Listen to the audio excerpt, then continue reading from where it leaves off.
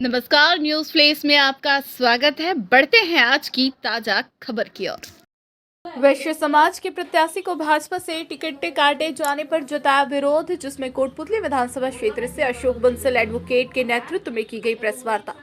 पत्रकारों को संबोधित करते हुए गुरुग्राम से पूर्व विधायक उमेश अग्रवाल ने बताया कि भारतीय जनता पार्टी ने राजस्थान प्रदेश में वैश्य समाज के प्रत्याशियों के टिकट काटे जाने को लेकर समाज में भारी रोष व्याप्त है, जिसमें जयपुर से, अलवर से, चित्तौड़ से, कोटपुतली से आदि अनेक जगहों से टिकट काटे गए, जिसको लेकर प्रेस वार्ता की गई है। अगर सरकार टिकटों की घोषणा नहीं करती तो हम निर्दलीय प्रत्याशी विधानसभा चुनाव में उतारेंगे, जिसमें कोटपुतली वैश्य समाज से advocate Ashok Bansal, doctor Ashwini Goyal, Maithili Sharan, doctor के एम गुप्ता, अंकित गोयल, सीए अशोक गुप्ता, पूर्व पार्षद रघुवीर गोयल, नरसिंह दास अग्रवाल आदि अनेक समाज के लोग मौजूद रहे।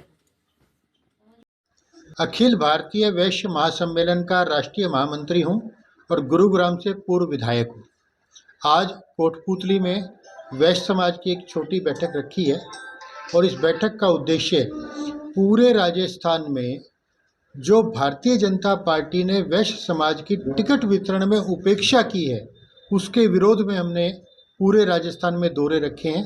इसी श्रृंखला में आज कोटपुतली आगमन हुआ है। लेकिन सर, टिकट तो अधिकतर वितरण हो चुके हैं, कहीं आप लेट तो नहीं हो गए? टिकट वितरण के बाद ही हमें पता चला कि हमारे साथ भारतीय जनता पार्टी अन्याय कर रही है। हमें उम्मीद नहीं थी भारतीय जनता पार्टी से, क्योंकि वैश्य वर्ग 90% भारतीय जनता पार्टी के लिए वोट करता है और हमने कभी ऐसा सोचा नहीं था कि भारतीय जनता पार्टी भी हमारे साथ ज्यादती करेगी। लेकिन जब 124 टिकटों की घोषणा की गई है और उसके अंदर समाज की उपेक्षा की गई है, तब समाज ने निर्णय लिया है कि हम अपने लोगों को जागृत करेंगे, जगाएंगे और भारतीय जनता पार्टी के खिलाफ काम करेंगे। तो सर, क्या खाली भाजपा के खिलाफ ही करोगे या और अन्य दलों की? हमारी उपेक्षा भाजपा ने की है। हम भारतीय जनता पार्टी से उम्मीद करते थे, क्योंकि हम परंपरागत रूप से भाजपा के वोटर हैं। अन्य दलों से ना तो हमें कोई उम्मीद थी, ना हम उनको वोट डालते थे, लेकिन अब शायद भारतीय जनता पार्टी हमें मजबूर कर देगी कि हमें दूसरे दलों की तरफ जाना पड़ेगा। सर, क्या कारण रहा है कि भाजपा के सक्रिय कार्यकर्ताओं भाजपा कुछ लोगों के चंगुल में फंस गई है, एक वर्ग विशेष के लिए काम कर रही है और उस वर्ग की वजह से भारतीय जनता पार्टी ने वैश्य समाज की उपेक्षा की है। किस तरह की उपेक्षा मानते हैं? हमारे से टिकट वितरण के अंदर हमारे साथ ज्यादती हुई है।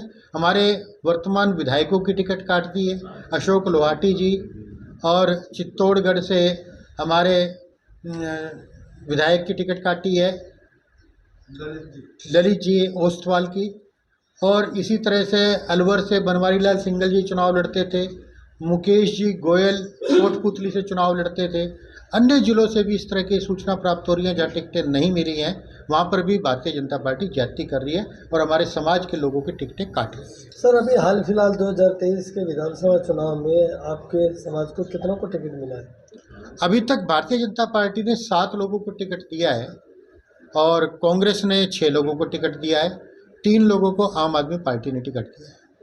सर, अभी हाल ही में एक महासम्मेलन किया गया था जयपुर में वैश्य समाज के द्वारा जी, काफी शक्ति प्रदर्शन भी किया गया, बावजूद उसके अगर पार्टियां आपको नहीं मान रही तो विरोध किस तरीके का होगा?